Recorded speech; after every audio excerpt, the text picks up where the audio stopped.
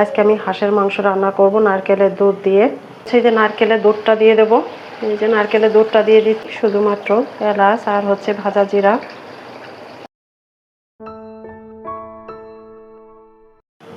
আসসালামু আলাইকুম, welcome back আনস মম লাইফস্টাইল চ্যানেল। কেমন আছেন সবাই? আমরা আলহামদুলিল্লাহ খুব ভালো আছি। তো আজকে আমি হচ্ছে আমার সাংসারিক কোনো কাজ দেখাবো না। আজকে আমি শুধুমাত্র একটা রান্নার ভিডিও আপনাদের সঙ্গে শেয়ার করব। আজকে আমি হাঁসের মাংস রান্না করব নারকেলের দুধ দিয়ে। তো তার জন্য কি কি লাগবে চলুন আপনাদের সঙ্গে শেয়ার করি। এই যে দেখতে পাচ্ছেন, আমি নারকেলের দুধটাকে কিন্তু একটা ব্লেন্ডার জাগে করে দুধ তৈরি করে নিয়েছি। আর এখানে হচ্ছে হাঁসের মাংসটাকে ধুয়ে আমি রেডি করে নিয়েছি। আর এখানে আমি আগে থেকেই হচ্ছে আলুটাকে কেটে তারপর ধুয়ে আমি হচ্ছে একটু ভেজে নিয়েছি। আর পেঁয়াজ কুচি করে নিয়েছি। আর এই যে এই বাটিতে দেখতে পাচ্ছেন, এখানে আমি সব ধরনের মশলা একসঙ্গে করে নিয়েছি। আর রান্নার শেষে আমি এই মশলাটা ব্যবহার করব। এলাচ আর হচ্ছে জিরা ভেজে রেখেছি, এটাকে গুঁড়া করে আমি হচ্ছে ব্যবহার করব। তো এইখানে হচ্ছে তেজপাতা, তারপর দারুচিনি, লবঙ্গ, তারপর এলাচ, পেস্ট করা পেঁয়াজ, তারপর হচ্ছে জিরা, রসুন, ধনিয়া গুঁড়া সব কিছু একসঙ্গে করে আমি এখানে পানি দিয়ে পেস্ট করে নিয়েছি। হলুদ, লবণ যা যা লাগবে আর কি, শুকনো মরিচের গুঁড়া সব কিছু একসঙ্গে করে নিয়েছি। আচ্ছা, তাহলে চলুন আমরা রান্নাবান্নায় চলে যাই। এখানে রান্না করার জন্য আমি একটা পাত্র বসিয়ে দিয়েছি আর এখানে পরিমাণ মতো তেল দিয়ে দিয়েছি। তো এখন হচ্ছে পেঁয়াজ কুচি দিয়ে দিচ্ছি আমি।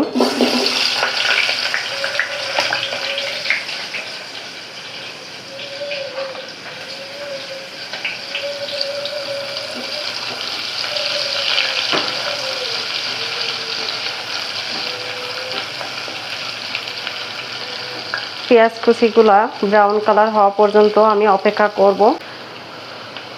পেঁয়াজটা ব্রাউন কালার হয়ে এসেছে। তো এখন হচ্ছে আমি এই যে বাটিতে যে মশলাটা পেস্ট করে রেখেছি সব ধরনের মশলা, সেটা দিয়ে দিচ্ছি।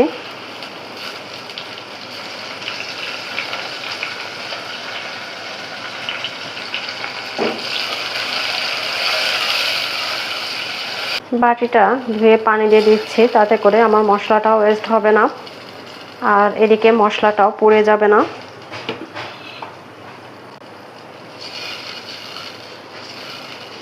তো একসঙ্গে তো সব মশলা দিয়ে দিয়েছি আর এখন হচ্ছে মশলাটা কষিয়ে নেব।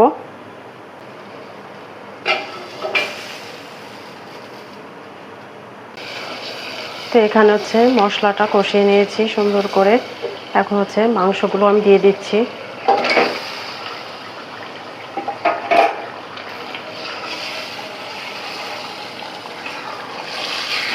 মশলার সঙ্গে সুন্দর করে মিক্সড করে নেব। কিছুক্ষণের জন্য ঢাকা দিয়ে রেখে দেব।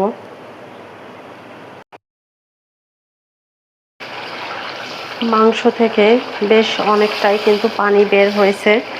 তো এই পানিটা আমি হচ্ছে টানিয়ে নেব। তারপর হচ্ছে আবার হচ্ছে মাংসটাকে কষিয়ে নেওয়ার জন্য নতুন করে পানি দিয়ে দেব।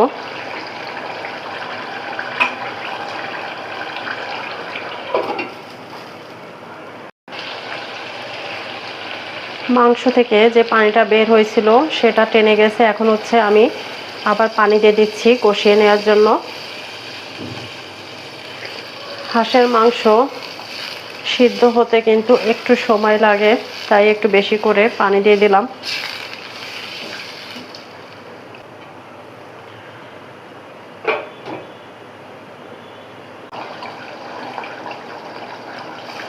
ভেজে রাখা আলুগুলা দিয়ে দিচ্ছি।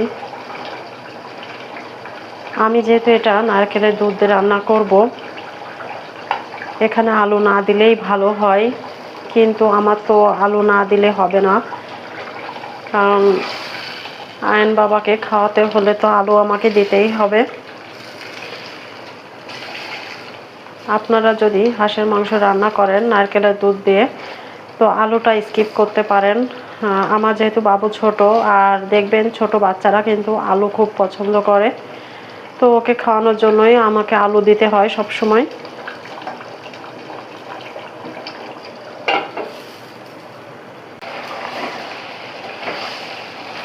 মাংসটা হচ্ছে কষিয়ে নেওয়া হয়ে গেছে। তো এই পর্যায়ে আমি কিন্তু কোনো নর্মাল পানি দেব না, এখানে আমি হচ্ছে যে নারকেলের দুধটা দিয়ে দেব। অনেকে আছেন হাঁসের মাংস খেতে পারে না, হাঁসের মাংস কিন্তু আলাদা একটা স্মেল আছে তার জন্য। তো কেউ যদি হাঁসের মাংস খেতে না পারে, সে যদি এভাবে নারকেলের দুধ দিয়ে রান্না করে অবশ্যই সে কিন্তু মাংসটা খেতে পারবে। আর এখানে যে দেখতে পাচ্ছেন আমি হচ্ছে কয়েকটা কাঁচামরিচ দিয়ে দিয়েছি আর চুই ঝাল দিয়ে দিয়েছি। চুই ঝালটা কিন্তু রান্নার লাস্ট পর্যায়ে দিতে হবে, শুরুতে দিলে দেখা যাচ্ছে তরকারির সঙ্গে পুরা ভর্তা হয়ে যাবে। আমার মাংসটা রান্না করা হয়ে গেছে, এখন হচ্ছে এই যে ভাজা যে মশলাটা সেটা দিয়ে দিচ্ছি। এলাচ আর হচ্ছে জিরা দুইটাকে তেলে আমি হচ্ছে গুঁড়া করে নিয়েছি। এটার মধ্যে আর অন্য কোনো কিছু নেই, শুধুমাত্র এলাচ আর হচ্ছে ভাজা জিরা।